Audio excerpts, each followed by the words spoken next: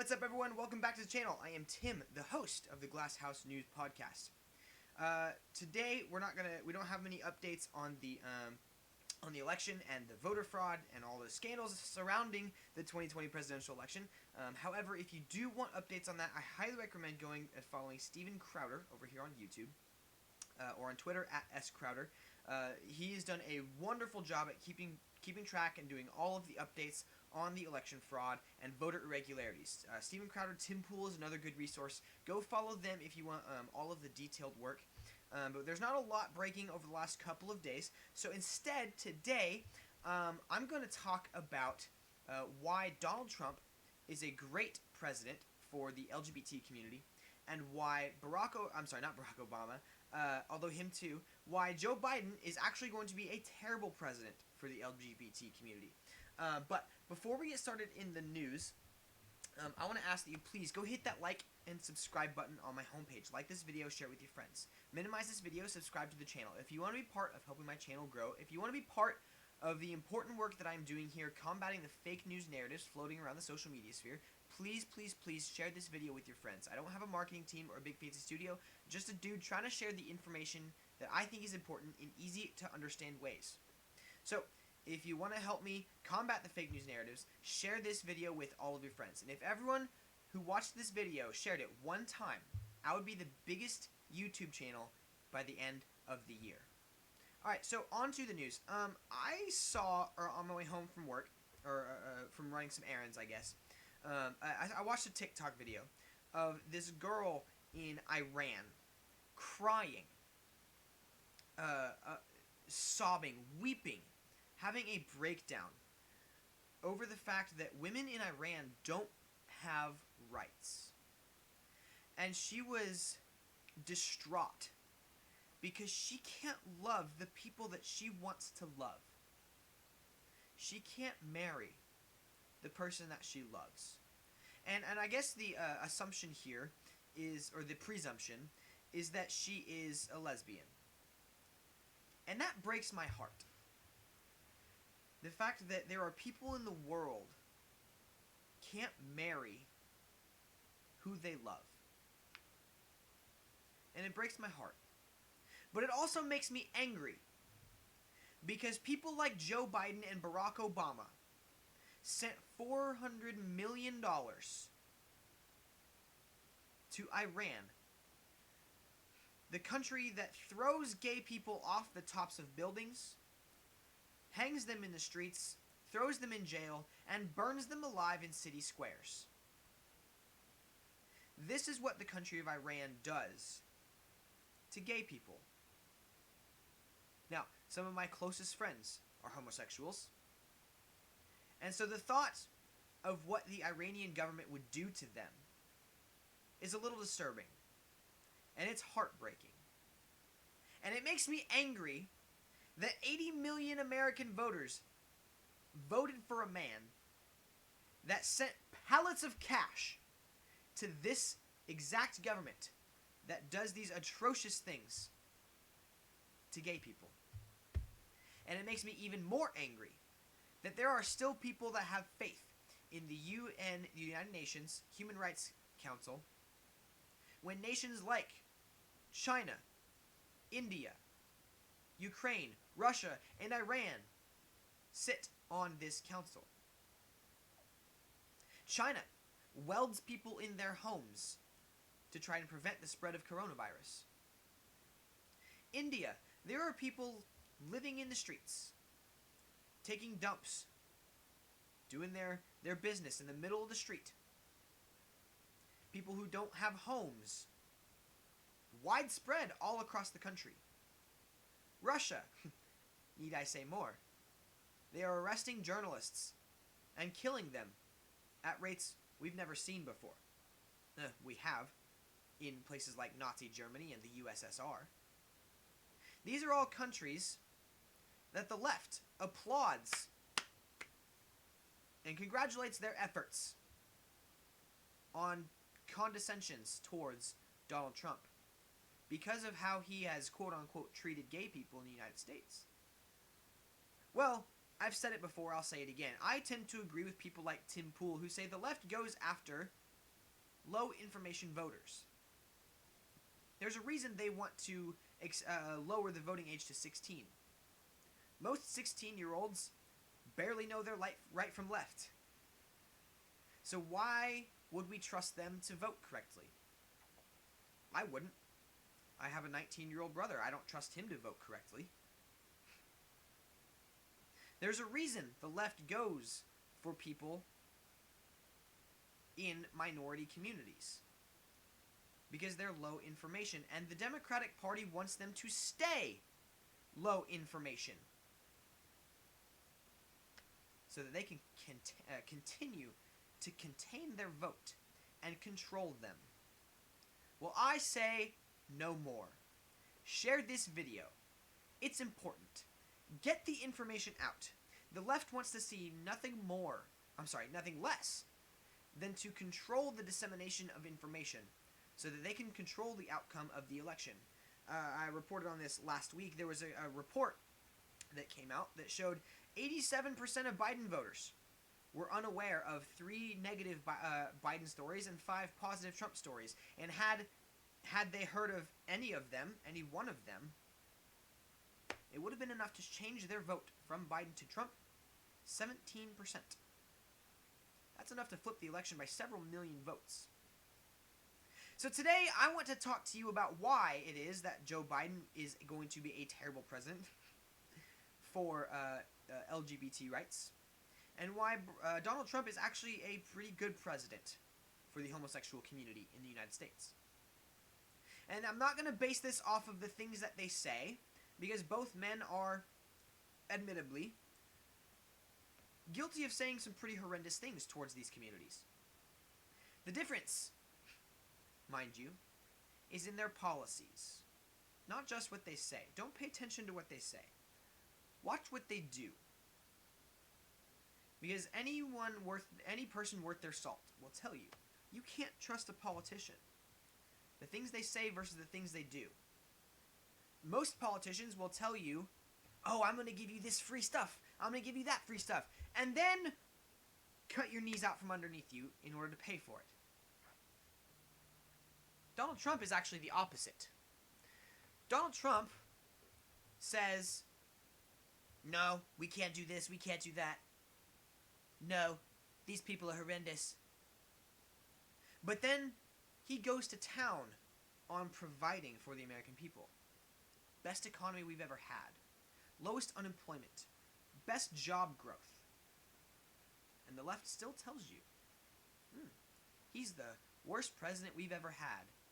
Orange man, bad. Well, I'm here to tell you, Joe Biden, pretty bad himself. So, what makes them different? Why Trump is the most pro-gay president in U.S. history? Without a doubt, President Donald Trump is the most pro-gay president in American history. That's a pretty bold claim.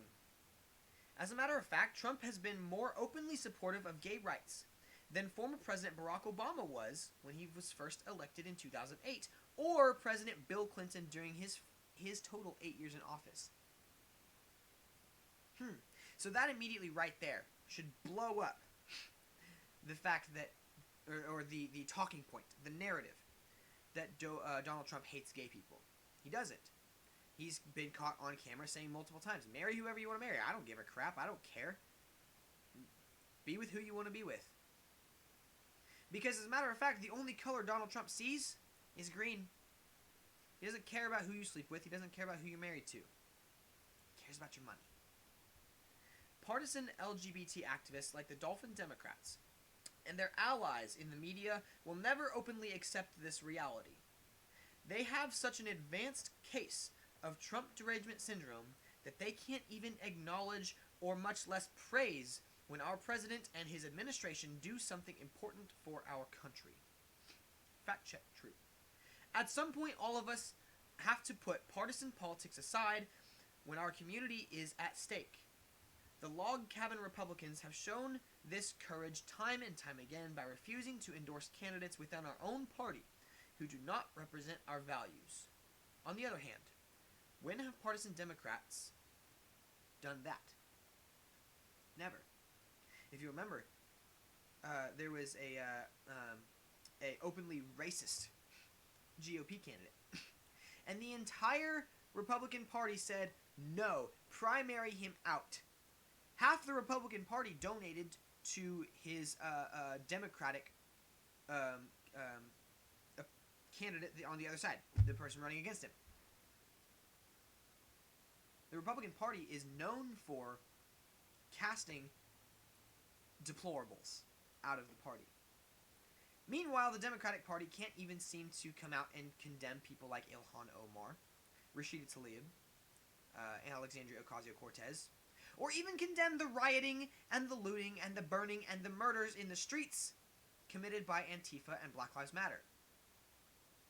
But the Republican Party does this regularly. On the president, Dolphin Democrats, the party's LGBT political caucus in Broward County, are once again putting their partisan allegiance over the best interests of our LGBT community. We should ask, where were the Dolphin Democrats when Donald Trump launched his initiative to decriminalize homosexuality around the world? Donald Trump launched a pro-LGBT initiative around the world to decriminalize it. Not a peep from the Democratic Party. Did the Dolphin Democrats praise the president when he named Richard Grenell as ambassador to Germany and 4 others, right? 5 openly gay ambassadors. But no, Donald Trump must hate the LGBT community. Did the Dolphin Democrats praise the president when he asked Congress in his 2019 State of the Union address to make the needed budget commitment to eliminate the HIV and AIDS epidemic in the United States within 10 years? If you've been following the HIV and AIDS epidemic at all, you know it predominantly affects homosexual individuals.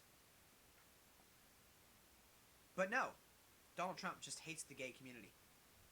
Did the Dolphin Democrats praise the president when, as part of his campaign to end HIV and AIDS, his administration announced that 200,000 uninsured Americans will gain access to HIV preventative medicines at zero cost? But no, Donald Trump hates the gay community. Did the Dolphin Democrats praise the president when he nominated Patrick Bumate, an openly gay Filipino man, as a judge in the important 9th U.S. Circuit Court of Appeals? But no, Donald Trump hates the gay community because he's not appointing people because they're gay. Therefore, he hates them because they're gay.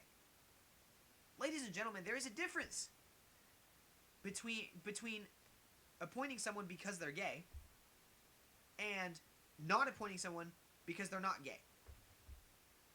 There's a difference between looking at someone based on their skill and kind of ignoring their sexuality, and appointing them specifically because of their sexuality.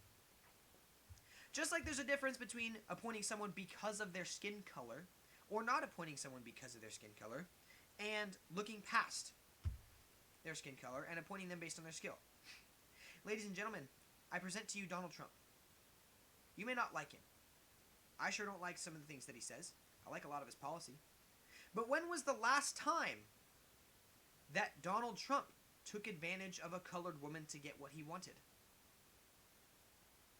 Ladies and gentlemen, this is exactly what Joe Biden did when he appointed Kamala Harris as his VP running mate. Joe Biden, you're a racist. And you have the balls to call Donald Trump a sexist and a racist? How dare you, sir? Your record indicates you are quite the racist, quite the sexist yourself. Quite the homophobe, in fact. Let's go look at the complete truth about Joe Biden's LGBT record. Let's look at some of the things that he said and some of the things that he's done. In the workplace, Biden suggested that gay federal employees were security risks. Biden voted for Don't Ask, Don't Tell, which removed 14,000 service members from the U.S. military. In schools, Biden voted for an amendment to cut off federal funding for schools that taught acceptance of homosexuality as a lifestyle. In representation, Biden's home state newspaper describes him as being relatively silent on gay rights. Biden never acknowledged the historic appointment of Richard Grenell to Trump's cabinet. In Children's and Families, Biden voted for the Defense of Marriage Act. This is a little more murkier, so we got to look through it. In 1996, the Defense of Marriage Act defined marriage as only a legal union between one man and one woman as husband and wife. The measure defined marriage as between a man and a woman and allowed states to not recognize same-sex marriages.